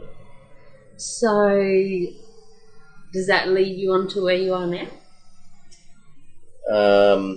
Well, no, I had the month. I had about a month and a half off, and then I come back and thought, I get back to work, I suppose, and then then I started out at Dornier there, at labour hire, So then I did the 3.5 years labour hire thing, and which I wasn't real happy about, and and I was fairly involved in with the petition that was going on to stop the labour hire and that. And that created the labour hire inquiry. Yeah, that they had. Yeah, because I did a big submission for that as well. Yeah, a lot of people. There was a lady I met out at Dorney, and she was, like pretty much running, organising everything, and I just kind of was having a bit of a yak to her on the Ball Road on Morning, whatever it is there or something, and then I actually met her at the camp and that day out there, and then I, was through like out doing there, and that was getting a lot of petitions and that, and but unfortunately we didn't get enough, which was surprising. But they have had a lot of changes recently. Yeah. They have to at least. Now I'm going to have to smack you if you keep making that noise. That's all right. I'll go and get a full one. Go and get a full one then. Yeah. Am I allowed to go and get a full one? You can go and get a full one. All right. Sorry, he was just cracking his can, I've had a couple of people do that. I'm like, I have to smack you. Mad Baz was the worst. Yeah, we'll do this. Oh, we'll do the... Yeah. Oh, so you're on the wrong can. Yeah. Nice. Yeah, I muck around, mate. I muck around. So, now they have to be licensed, labour hire, contractors here, which they never used to be. I can't believe they never used to have to be. Because they had government inquiry and a lot has changed since then. But for I'm those actually going who through may the channels to sort of a bit of that out actually and see, check my entitlements and stuff. A bit deeper. So can you explain to people who are listening why it sucks, just as an overview, because we've still got a lot to talk about, but why it sucks to be a labour hire for 3.5 years? Well, it's pretty straightforward, really, because of the obviously you get no holiday pay, no sick days. When it rains, you get put off, so you lose days there. I went from being like pretty good financially, and then did the 3.5 years, and near ruined me. Yeah. And it's a reduced amount of money as well. Oh yeah. So, different hourly rate. Yeah. Most of the time. And the annoying part too is then, like, it's just a system, I suppose, which is wrong. When you're going to have, like, you've been doing this job for a long time, you think you should be paid accordingly, for the experience and that, but yet that doesn't really sort of, come into it. Then you can have new starters starting in there and be permanent straight up and getting more money than what people have got with like 20, 25 years experience, and like it just doesn't. Well, I mean, good on them people who are getting that. Because that's not their fault. No, that's exactly right. That's right. Yeah, no, it's more the system, But I've always been like when I was with Thies at Burton there, everybody was on the same pay rate. Digger driver, truck driver, didn't matter. You're all the same, and I was quite happy with that. No level 1, 2, and 3. No, it was only the last 12 months I was there, maybe, where we went through a new EBA, and then they end up bringing in, like, I think we used to get, like, if you're a digger operator, like, we used to get like an extra $30 a day if you're on the digger. But over the fortnight, well, that equated to like probably $250 extra in your pay, which is good, but it didn't really worry me. I've never been one to think that I should get more. Like, it's just a job. I've been doing it that long. I don't reckon it's that hard, like, it doesn't matter whether you're driving a truck or a digger or a grader, you're all one team, Now for a word from our sponsor, Julia Hartman and the Bantax Accounting Group. Julia's my awesome accountant. She's written 2 books with financial expert Noel Whittaker, and she's got a passion to help us miners make the most out of our hard-earned cash. She's got heaps of tips and make sure that we get every cent we are meant to get, and is right on the ball with everything. If you head to bantax.com.au/miners, that's BANTACS, you can download a free booklet, all just for us miners. And there's also a spreadsheet in there that helps you check off what tools you have for your trade, like your isolation lock, work boots, 7 shirts, all of these sorts of things, and you can weigh them up and it'll tell you if you qualify weight-wise to claim your trips out to work. And that's just one of the things that they've got over there. So I strongly urge you to head to bantax.com.au/miners and see what they can do and find your nearest office as we come up to tax time. They're really on the ball, know what's going on with the tax department, and there's heaps of other free information like property investing. If you really plan on doing some great things with your money, you want to do that, right? If you want to sell your house, can save a lot of money if you find out what to do first rather than in hindsight. And Julia, she'll, make sure you get it right. And if you do it wrong and then go and see her, she'll up you in the nicest possible way, because she really cares about us and wants us to keep our money and not give it to the tax department. Anyway, head over to bantax.com.au/miners and tell them Mad Mumzie sent you. Let's go down this rabbit hole that I mentioned earlier I wanted to go down, because you're a digger driver. Bit of a gun. If you're working side by side with my bird. Bit of a gun? A bit of a gun. You must be a good digger driver. Oh, I'll just do what I need to do. No, do what you need to do. Oh, don't talk yourself blown my own horn or anything, no. Yeah, but I just like to get this one in there. But yeah, I did, my time to fame is I did drive the first 9800, that Weipa 9800 digger that come to Australia. So right, that's where I was going. And then like I said, I started on those little old diggers years ago, chain sprocket, and then I went to 20 tonners and 30, 50 tonners, 100 tonners, 250. I've done my apprenticeship. And so therefore it was good? Yeah. Did you have a bit of a fuck yeah, I got the... Are they the orange ones? No, they're Weipa's white. Weipa's white, yeah. Hitachi you're talking about. So they got 9800s? Yeah. Is that like a 998? See, I know Weipa diggers as 996, 994. Well, 996s were the bomb before the 9800. But I still prefer 996 even now today. Yeah, I reckon our mate would too. I don't. Yeah. So 9800 is a Weipa, but it come out, but it's bigger. So after the 996. So why is it not called 998? Oh, I don't know. They just make up. Can you just get on the phone and call Weipa? They just make up these numbers, Yeah, because I always thought 9800 was the orange Hitachi ones, because it doesn't sound like a Weipa to me. Yeah, no, you got the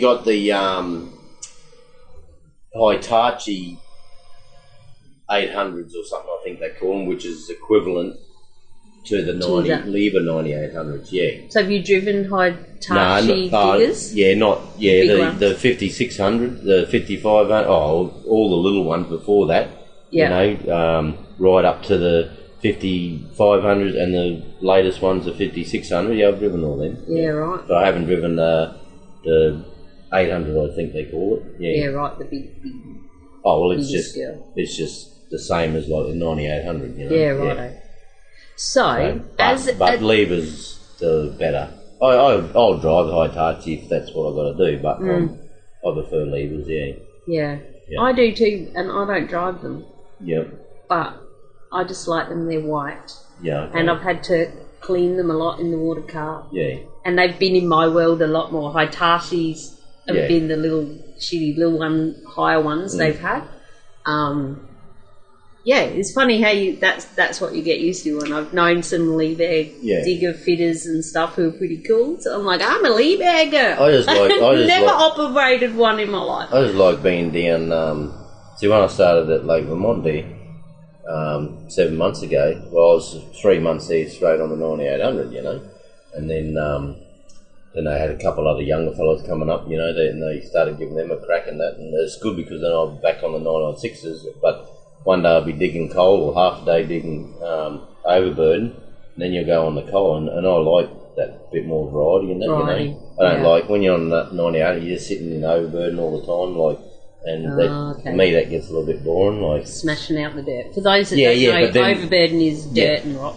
Yeah, but then also then you're in the limelight all the time. Everyone's watching you, you know, the figures, tonnage and all that, you know. Yeah. Like, more pressure. I've I've heard that been there, done all that, like, you know, leave that for the young fellas now. Yeah. I'm quite happy to step down, you know. And just take them under your wing? Do you help them out? Oh, yeah, I've always been like that, yeah. Like I said, I've been a trainer assessor too over the years and that, yeah. And I always, diggers too? Yeah, diggers, graders, dozers, loaders, anything. Yeah. Trainer. Yeah. So, for people that are looking to get into the industry or who have just started as a truckie, let's go truckie, newbie, going under a digger, which is an excavator, or some people call them backhoe without the back bit, I call it, I don't know.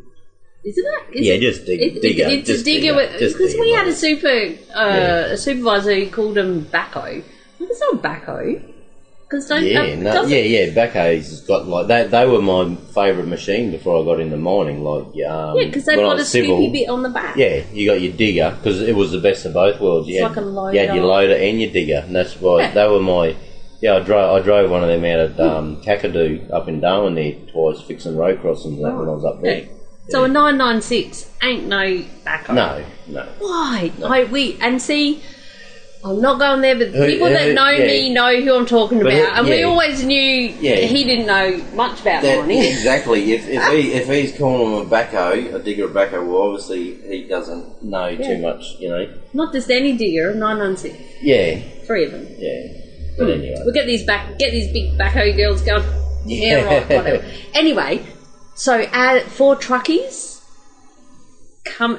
who start and they're trying to figure out, how the fuck do I read the mind of a digger driver? How can they be the best? Yeah, well, good luck. What with do you that. want to know? Yeah, I'll leave it open to you. Whatever you think you want to say to them. I've got a couple of things that I usually say. Know, there is like as you would know, like every digger driver is a little bit different, but there still is a basic standard. You know, to there's a few different dig patterns. You know. Whether you're double benching, whether you're retreating, there is a general, you know, position to come into and all that. But it can. There is a lot of variables in it at times, you know, like depending on bench height, materials, all sorts of stuff comes into it. But just a general run of the mill, but this is one of the ongoing things, you know, in mining and. Yeah, like I know truckies get frustrated with it, you know, because they go, I went under that digger and where I was looking in the mirror and backing up to his front of his track and that was fine for him, and then I went down to this other digger drive and he's like, you know, move over to your left, you know, but yeah, it's a bit hard to get away with that, but because some digger drivers just, you know, they'll sit closer or further away and then that all changes the spot where you can come in on to reaching the truck, and so the best way of that is you just have a talk to the digger driver at crib time and just tell him, you know, they'll tell you rather than go on over the radio and make you, you know, feel like an idiot. You can just talk to them at the crib time and say, oh, hey, where would you like me to come in on the track or a little bit on the idler or, you know, and they'll let you know then. That's it, and you get to know who's in the digger. Yeah. Where they might like you on the tip of the track, meter off, this, that. And even though they say no, like the training department will tell you, no, this is where it is, this is how it is. And then you get out there and you go, no, that's not. There are personal preferences from digger drivers. Yeah. Yeah, no, like, I got a bit cranky at one of the pubs there where I was working there the other week actually, because this young fitter, he was in there, and he wasn't at our mine, he was another mine there, because there's quite a few in that area. And then he started going on about truckies and that, and how they whinging and carrying on about, oh, come fix my radio, AMF radio, and you know, and all this shit. And that's what you're paid to do, mate. And and I said, well, you know, I don't know if you spent much time in a truck, mate, but I said, I have done over the years ago, and I said, and one thing I never did was forgot where I come from.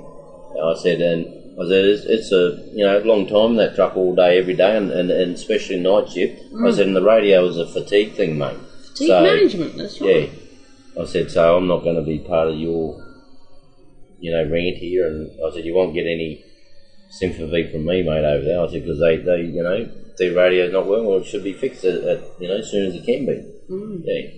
So I went off and had a go in the pool because I didn't want to talk to him anymore. That's better than standing there and having an argument. Yeah. So since we're talking about newbies at the moment, as far as coming in under the digger and stuff, so talk to your digger driver, what do you see these days as the best way to get into mine?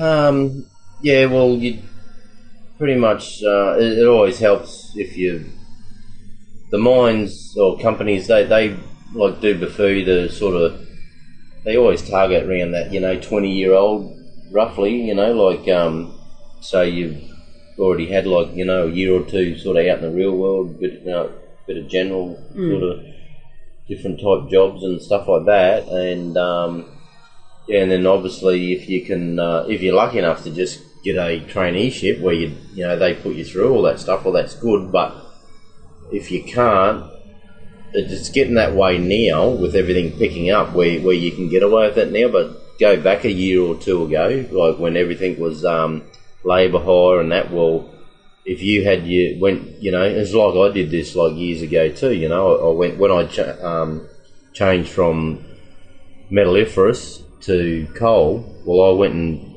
put myself through my black coal back in them days, which is the same as like your RWIs now, and I paid for that myself. I paid for my coal board medical, and I really couldn't afford it. Really, it cost me back then about $1,200 because I was up in Charlestown. I had to come down Mackay, and then I had to go out to Moranbah and do the BMA SGS thing as well. Yeah. But I bit the bullet, and I, sometimes it's about helping yourself as well, not just sitting back and waiting, for things to come to you. You've got to go chase it, and if you do that little bit, to help yourself, well, that goes for you because they see that, well, here's a self-starter, someone who's willing to get out and try and make the effort to get themselves in the right direction, and that can go for you. You can be lucky to get a job where they pay for everything and that, but and it's probably is heading that way now. But it won't last. It'll only another, as mining cycle every 5 years or so, and then she'll go back the other way. But it was more so that way in the last year, 2 or 3. That if you, especially labour, because the less they got to pay for, well, they're going to put people on who's already got their stand 11 and coal board medical rather than have to. Because it's all about the money, especially when the coal price is down. It's all about the money. Yeah. And coal board medical now is called a Section 4, which sounds like the psych wing, Section 4, that's Section 4 is your coal board medical, your black coal. Yeah, there's black coal board medical. Section 4 is what it's called now, which is. But and anything you can do along the way, because you got to remember you're competing. I'll give you an example. When I got that job up in Weipa with Camalco, and when I went in the first day, I went in to do the inductions and all that sort of stuff. They said, "Well, you want to think yourself lucky," because there was about 20 of us started that day. And they said, you just want to think yourself lucky, use a 20 out of I think it was about 4,000 applicants. They're the sort of odds you're competing with. That's right, you got to stand out. So you got to stand out, put your best foot forward, and show them that you're really keen, and so the more you can have in on your resume, and good referees and all that sort of it all helps. That's it. And a little bit of I drove the tractor at the cane farm growing up or whatever, stuff like that, anything mechanical. Yeah, exactly. That's what Mad Mumzie says. So what about people who maybe they've got their dream job, they've got their start, and you're killing me here. I haven't had a smoke for ages now. Oh my God, come on. Okay, this will make you talk quicker. You're right, you said you wanted to give up. We got to, because I'm nearly out of beer, so we got to wrap up. In my own time. For newbies, who are already on site. Mm. Just give us your top 3 best tips for them dealing with crew. Yeah, You know where I'm coming from? Yeah. Just listen to like say the digger operator or dump dozer operator. Don't take it to heart. If these, you might be in the wrong spot, whether you're on the dump or at the digger. Don't take it to heart or anything. Just because that's one thing. If you're in mining, you have a bit of a thick skin, and as you'll work that out as you go along. Just take all the advice you can along the way, and obviously you learn, like me, over the years, there's different people show you different things, tell you different things, and then you just got to be, you at the time you take it on board, but as you go along you sort of pick the best out of it, everything, and yeah, that's right. Because everyone there's you get in a truck is going to tell you something different, and just take it all and then blend it your way. Like if you're on a digger, like myself, like there's probably like 3 different ways you can go about doing a certain dig pattern, Yeah. But and I watched when I was younger and just getting on the diggers and that, and I watched the older fellas, but there'll be a few different ones, and I thought, that's all right, and but I like this idea because it works better because what X, reason, and you just adapt your own what you think's the best as you go along, There's more than one way to skin a cat, but that's right. But also you don't want to reinvent the wheel. No, that's right. Yeah. So you blend the two. The main thing is when you're new and that you just got to listen and take other people's advice, like from who've been doing it for a long time, and then as you go along and you start getting a bit more experience yourself, then you can start sort of forming your own opinion or way you should, you'll know what's right from wrong then, and what works the best. And great advice. Great advice. Okay, we might just do some short fire questions. Short fire. Is that a word? Boom. That's not. Boom, boom. Yeah, boom, boom. We're shooting off the hip here. We're not stabbing the pigs, we're shooting them. All right. So, when you first started, what were your biggest struggles?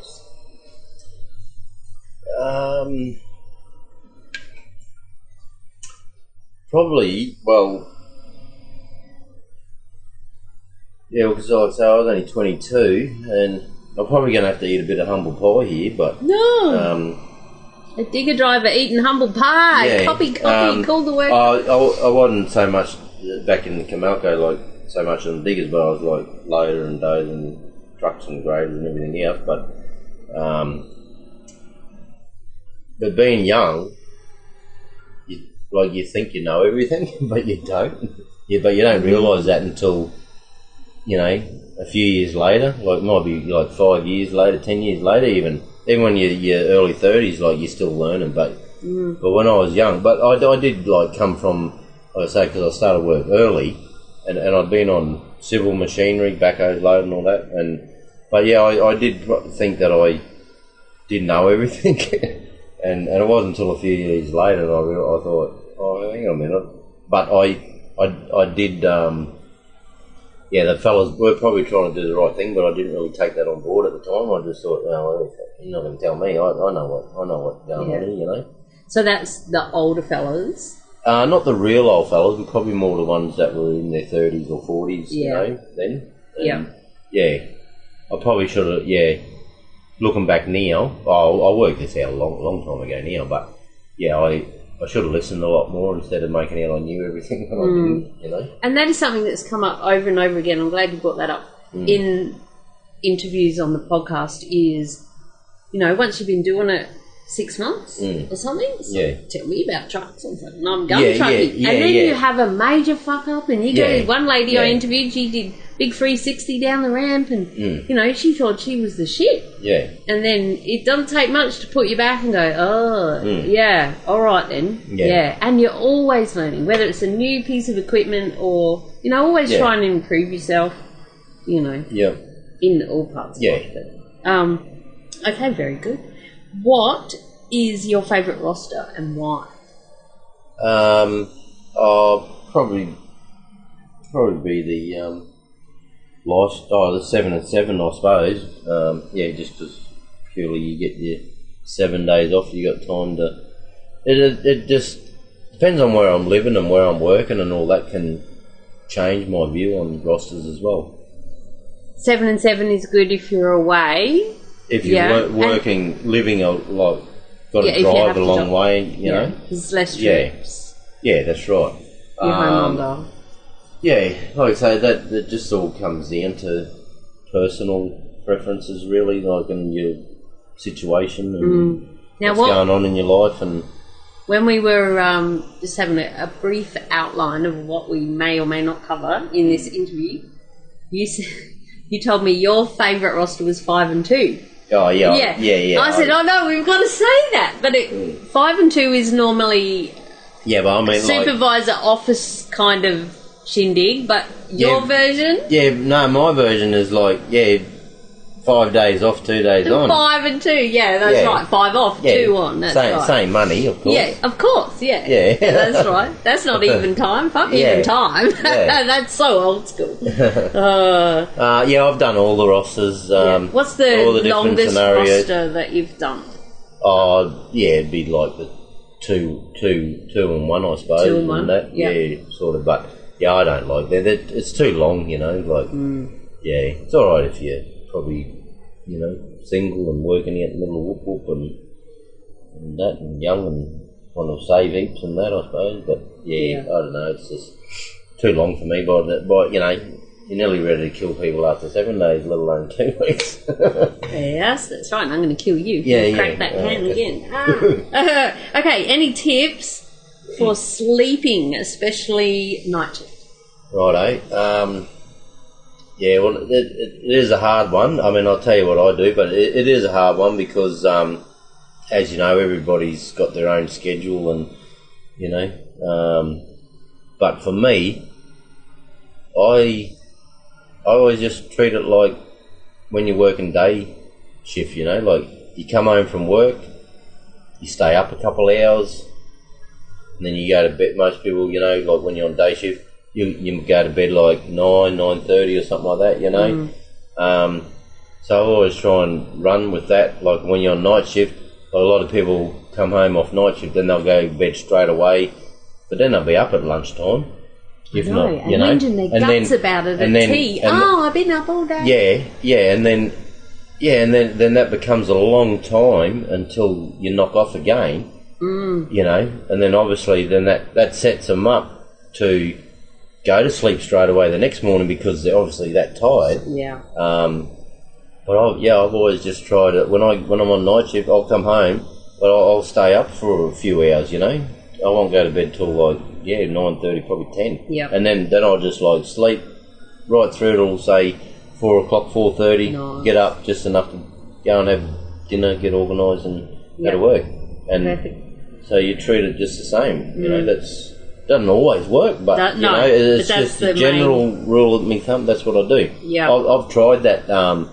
Going to bed straight after night shift and everything, but I just don't like waking up at 11, 12 o'clock and then you're up for that whole time then, because you can't get back to sleep then, or just when you are ready to feel like you come 4:30, 5 o'clock, then you're starting to ready to go to bed, feel like you could nod off again, but then you got to go to work. You got to get up and go to actual work now. It's like when you're on day shift. When you're on day shift, you get up. And you don't get up that much, maybe an hour or so, hour and a half before you're actually going to go to work on day shift, don't you? Yeah. Well, so you could do the same on night shift. Exactly the same. Yeah.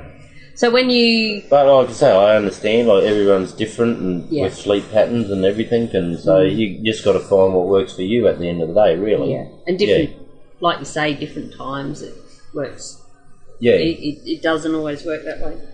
Okay, what about your old PPE, your hard hats, your clothing issues, even right down to your sign-in cards, like your swipe cards? I knew one girl who kept them because she liked to compare how fat she was. I'm like, what, really? Stop it! You know, because they with take the your photo. picture. Yeah. She goes, I was looking good there. I was having a good hair. Lovely suits. Well, obviously you work shirts and trousers. They, as anyone would know in mining, they become your fishing clothes. But not, see, I don't really. Oh, I mean, you always wear them fishing. Yeah, or out mowing the yard and that. Yep. Yeah, because most of them they're good, like so you don't get burnt and stuff and that. And, yeah. But I mean, I've probably still got some new clothes that I never opened from back in my Weipa days. Because we get so many. I took a photo. I'll put it a little in bit the hard show getting into notes. them now, you know. Yeah. Oh yeah. Well, I took a photo of all mine, and I had like a mountain of pants and shirts. From over the years, you get the clothing issue all the time and stuff. They've backed off a lot in the last few years because of money and stuff. But back then, you got it whether you needed it or not. Yeah. And I know there's a lot of people in this area, especially. Yeah. Every time you see them, they've got a bloody work shirt on. See, I'm the opposite. I'm not at work. I don't want to wear my fucking work shirt in the garden. I'll wear an old T-shirt or something. But each to their own. Yeah. Sorry, I'm not having a go. I'm just saying that a lot of people do that. Oh, yeah, no, I just... I got pretty much a new jacket from every mine I've been in, still hanging in the cupboards and that. But the older ones, then they just go in my ute and they're like camping jackets and fishing jackets and... visitor jackets. Yeah. You've always got a visitor... Yep. When someone visits, you've got a jacket. You always got a pillow. Pissing down with there ain't a pillow on night. Yeah. I did. I always, even in summertime, I always still cart a jacket, you know. Yeah. On night shift to work? Yeah. In case you get a chance for a nap? A little bit of that, but mainly because, you don't know, like rain comes in and that, and you just... And then you're freezing. That's right. That sucks. Now... Earlier you were telling me about your hard hats. Yeah. What do you do with those? I've got a few of them from over the years and that, but pretty much they just stay in the shed or my container and that, and I don't know. Just you don't make pot hangers out of them, plant petunias in them? That's one of the things I've heard of. No, I haven't really. I've got mine hanging up in my shed. Yeah. Just in the area, and because what I like the best about my hard hats is the stickers that are on it. You know, and the drawings on the cover. You're not supposed to put stickers on them. Oh, no, but everyone does. Most people do. But, yes. Okay, do you... Oh, smacky. Do you have any stories about work boots, steel caps? Have you ever left them home? Have you ever had a scorpion in them or a snake or freaking don't tell me there's a crocodile story around your work boots. It just ate the whole boot and leg. No. No, not really, actually. Only like that one, when we went to Darwin and we called into Pine Creek, which is a gold mine, and there's a big famous tree in there, and that's pretty much called the boot tree. Yeah. Because everybody, I think, like when they're leaving or whatever, or they get the new issue, they all go down to this one tree in Pine Creek and they all throw their boots up, and it was quite funny to see. Oh, yeah. But a couple of them missed, and there are the odd pair hanging on the power lines. On the power lines, yeah. When I left one mine, I hung my boots up on the fence. Outside my unit, my donga, and then when I left, and then the next day when I was packing up, like, that's on the piece, I'm doing the government, I'm never going back to mining. And then I'm like, but those boots are still all right. Yeah. And I went and got them off and took them home. I don't know if you ever... I put them in the garden as ornaments. Righto. Yeah, no, I haven't really done anything really with them, but... And have you ever had creatures in them? Probably just the odd cane toad. Cane toad? Yeah, that's why, hence why I don't really leave my boots and that, as you can see, my shoes and joggers and that are inside. Over there. But that stems from coming up, from Weipa and Darwin and all that, whereas I've had actually like death adders and brown snakes like in the car. I used to always just leave my cast nets for fishing and that outside the door there, patio and that. and I've had snakes and that sort of stuff. Yeah. So just bring everything inside. You didn't bring your fish and nets I didn't get a scorpion or a centipede in my boot, but when my oldest lad was a baby up Weipa, we were going out and we were putting his boots on, and next minute he started squealing, and we wondered what was going on, but he thought it might have been like nappy pin, back in them days, we real nappies. Yeah, pins and all that, and he's still squealing, like, well, what the bloody hell going on? And we just put his boots on. Yeah, we pulled his boots off, and there was this big centipede, one of those big orange and black ones. Oh. So obviously must have bit him and that, yeah. Oh, was his foot alright? Yeah, like, did it swell up or anything? No, not really, but yeah, it took a while before he settled down, but yeah. Oh, yeah. Ouch. Bloody soft, the kids. I hadn't even thought about bloody kids' boots. Yeah, yeah. But, women, have you got any tips for women? What have you seen work and not work? Or whatever you want to say about women, because I've had a very varying degrees of answers on this. Oh, right, in the industry. Not in general, like. Oh, don't get started. Oh, don't get me started. No. I've worked with many women in mining over the years, and I've got a lot of good friends, women in mining over the years, and all I can really say is just keep strive to achieve, and don't take any shit from loudmouth digger drivers. Yeah. Gold, that's awesome, thank you. Or anyone, just stand your ground, challenge them if you think something's not right. Obviously there's a degree where you sort of, if you don't know stuff, you got to listen, but there comes a point where sometimes you can get some weirdo digger drivers out there at times too. Believe me, I've been in the game a long time. Oh yeah, assholes. Yep. That's it, and challenge them. Sometimes they might want you to back the truck up in a not so safe position, or on a dump that's not really slumping or whatever. And they're quite happy for you to go out there and do it if you want to, but if you don't feel like it's safe, or just stand your ground, challenge them. And that goes for everyone, not just women. Yeah, that's right. Oh, yeah. I know that's what. Yeah. Yep. Anyway. Yeah. And when life turns to shit, as it can for many of us, and I'm sure you've had your times over the years. Oh yeah. What is your happy place, really? Mostly. I'd like me fishing and crabbing, and just like to go down there and chill out, and it doesn't matter whether I get a fish or a crab or not. I just have a go, but I'm just quite happy chilling down there. Yeah, and then hopefully my next long service, a few years down the track, then I'm going to take off and go prospecting full time. Then you'll see me on the on that show that's on telly now, over in the west there, and that. Yeah. The gold. Yeah, the Aussie. Yeah, Aussie gold diggers or something like that. Yeah, I just haven't looked. But I've done all that. But I've done that while I was married, and had kids, and sort of did it on my days off. And because when I was working with Camalco, I took my annual holidays back when I was only like 24 and 25, and I took my annuals 2 years in a row.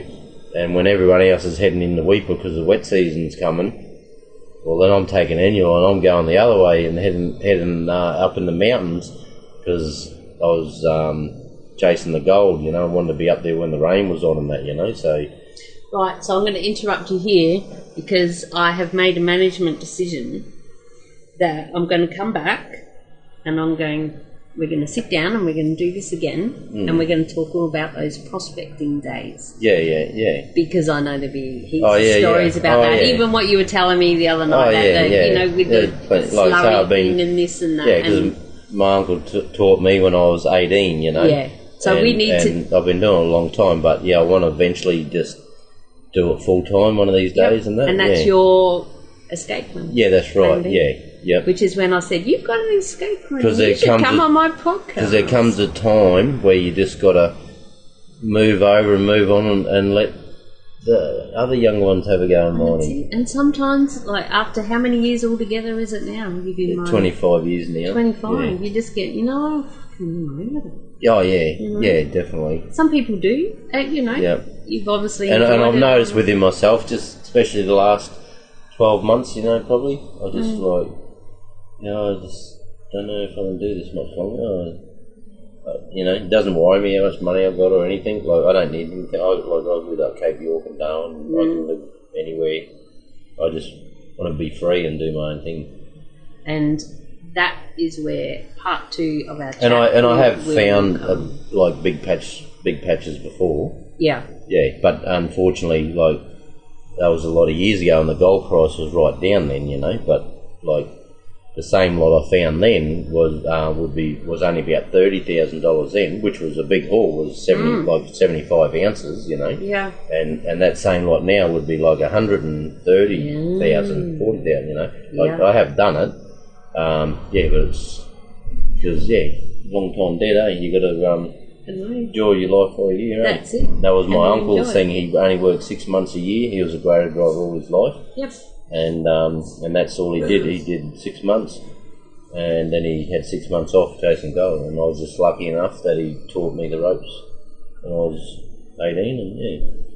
And anyway, we'll leave the rest for another time. Well, we are lucky enough that we'll get Will to teach us the ropes, and you can do that. Share some of that in the next chat. You got to head out to work night shift tomorrow. I head out tomorrow, RV, for day shift next week on one. Yeah. So we'll catch up in the next couple of weeks, and we'll have done all this bit, and we'll just talk about the prospecting side of stuff. How's that sound? Sounds good. Sounds good. You can go and have a smoke now. Oh, right, thank you. Oh, and I can go home and have some more beer. Oh, right. Yeah. I'll come out too. Thanks, Will. That was awesome. Yeah.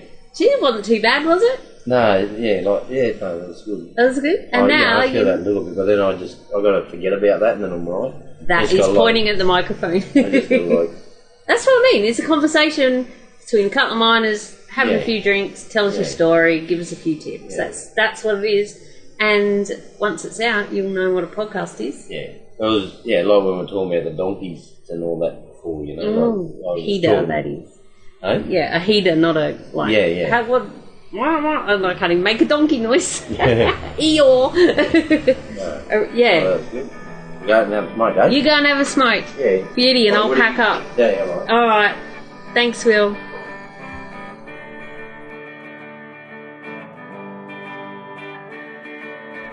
Well, there you go.